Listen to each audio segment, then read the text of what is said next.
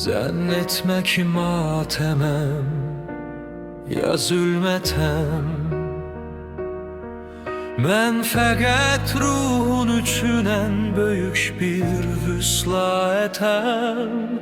Qorxma ey aciz bəşər, titrəmə qarşımda sən.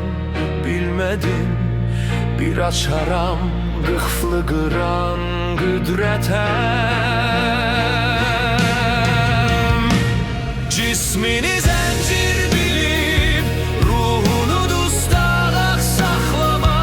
Gəlmişəm azad edəm, seyrə çıxa kainat. Sən vida söylərkən mən salam ərz eylərəm. Məndədir bil ki həqiqət, məndədir sonsuz həyat.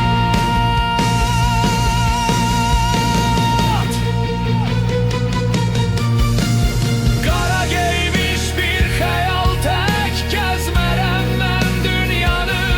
Mən səhər tək parlayan nur, ağ libaslı bir mələk.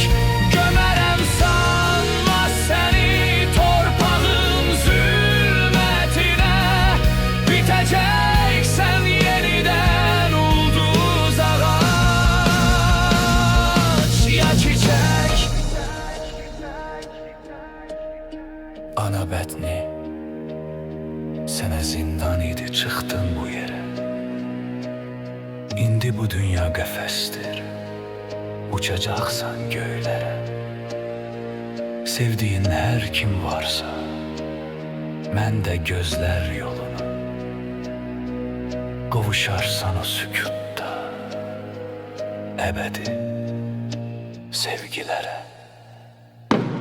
Həyatın